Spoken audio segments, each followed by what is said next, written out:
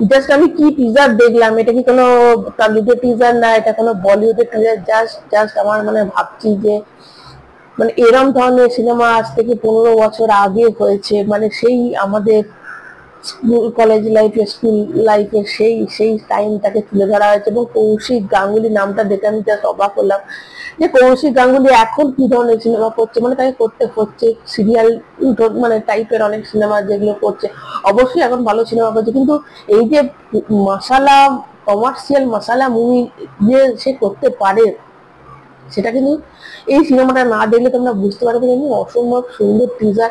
আমাদের রোজা, ওই যে সিনেমাগুলো হয়েছিল উগ্রপন্থী ইন্ডিয়ান, মানে যেটা যেটা আর কি উগ্রপন্থীদের যে জিনিসটা তুলে ধরে, তো একটা মানুষ যেটা তো মনে হলো যে দেবকে, মানে দেব একটা নিরপরাধ ছেলে, কিন্তু সে কোনো একটা মানে সার্কামস্ট্যান্সেসের জন্য সে আজকে একটা উগ্রপন্থী টাইপের হয়ে গেছে, এবং সে মানে মানে একটা বয়স্ক কি মেকআপটা দেখালো, এবং এটা নিয়ে সিনেমাটা ফ্ল্যাশব্যাকে যাবে কিনা যে ও আজকে উগ্রপন্থী হয়ে গেছে, নিজের বাড়িতে এসে থাকতে পারছে না, এবং কি এক্সপ্রেশন।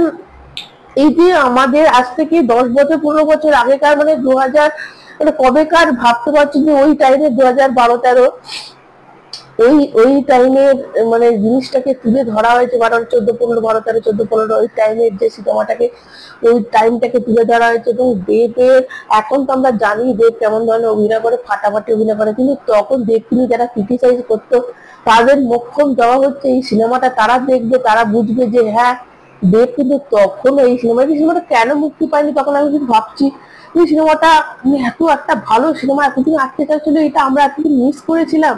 আজকে যদি এটা রিলিজ না করতে, ধরো রিলিজ মনে করবে, তাহলে আমরা এতটা ভালো একটা সিনেমা থেকে কতটা বঞ্চিত হতাম। দেখো ইন্ডাস্ট্রি এটা মানে এখনকার বাংলা ইন্ডাস্ট্রি আর তখনকার বাংলা ইন্ডাস্ট্রি দেখো কি আপার লেভেলের ছিল বাংলা ইন্ডাস্ট্রি।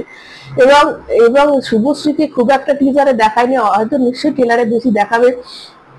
শুভশ্রীর সাথে তার বিয়ে হয়েছে, দিয়ে তারপর সে বাড়ি ছাড়া হয়ে গেছে, কিছু একটা ঘটনা ঘটবে যার জন্য সে আজকে উগ্রপন্থী হয়ে গেছে। এবং রুদ্রনীলকে কি লাগছে, চিরঞ্জিত রয়েছে, মানে বিশাল বড় একটা স্টার কাপ রয়েছে যেটা দেখলাম। এবং রুদ্রনীলকে বেশ ভালো লাগলো, রুদ্রনীলের সেই আগে একটা ভিলেন টাইপের যে রুদ্রনীলকে, সেরকম রুদ্রনীলকে দেখলে, এবং দেব সেই জিব্বার করে, মানে আমার আর কিছুতে ভয় লাগে না করে জিব্বার করে যে এক্সপ্রেশনটা দিচ্ছে, তারপর যে বয়সের যে মুখে যে মেকআপটা করেছে একদমই মনে হচ্ছে না যে ওটা দেব। তো কি দারুণ দুর্দান্ত মেকআপ, মানে সিনেমাটোগ্রাফি যদি তোমরা দেখো, বিজিএম যদি তোমরা দেখো, কালার গ্রেডিং দেখো, দুর্ধর্ষ একটা কাট কাট করে একটা ট্রেলার, যে টিজারটা দেখিয়েছে, সুন্দর সুন্দর ভাবে কাটিং করা হয়েছে, এও দুর্দান্ত বিজিএম, দুর্দান্ত সিনেমাটোগ্রাফি। মানে সিনেমাটা অবশ্যই 14ই আগস্ট রিলিজ করছে, সেটা দেখার জন্য অবশ্যই, মানে কবে আসবে এখন ওয়েট করে আছে সিনেমাটা।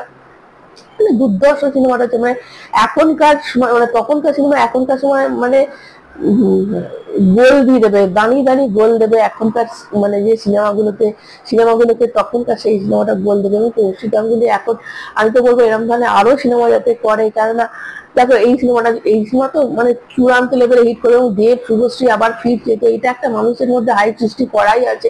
তার সাথে যদি এরকম ধরনের টিজারটা আসে, তাহলে মানুষ কোন লেভেলে চলে গেছে ভাবো তো। দুর্ধর্ষ হয়েছে, দুর্ধর্ষ লাগলো।